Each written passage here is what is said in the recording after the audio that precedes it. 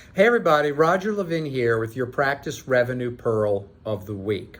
I want to talk to you about overhead a little bit differently today.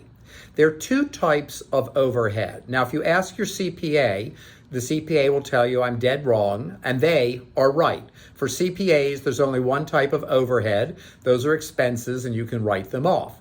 But for Levin Group, there are two types of overhead. There's overhead that provides return on investment, and there's overhead that does not provide return on investment. So here's an example.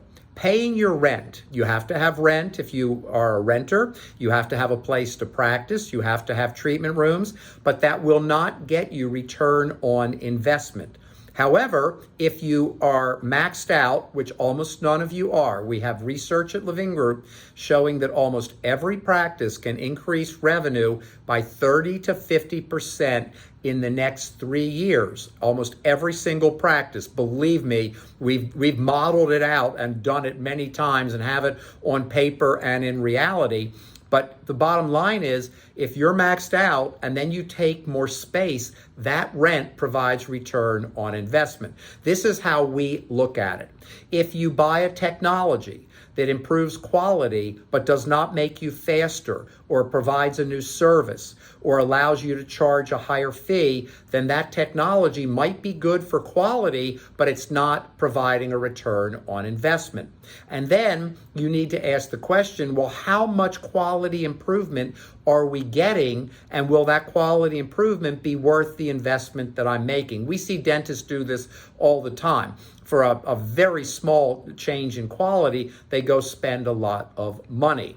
If you bring in milling to do single unit crowns, which is what most milling is about today, then are you able to do it efficiently with a highly trained staff? Or are you inefficient, like some of the new practices we see as clients, where the doctor's taking way too much time or the same amount of time? The patient likes it because they get the crown in one appointment, but what have you developed in terms of return on investment? So from here going forward, when you're going to add overhead, then you need to ask the question, is it type 1, we get a return on investment, or type 2, we do not get a return on investment?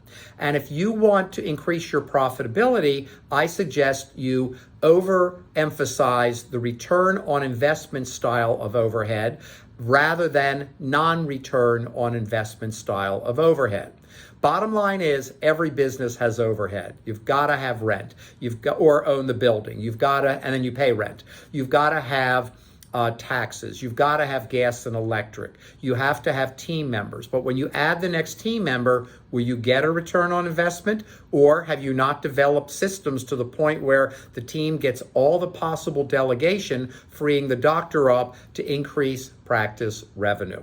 Speaking of which, we wish you increased practice revenue every year.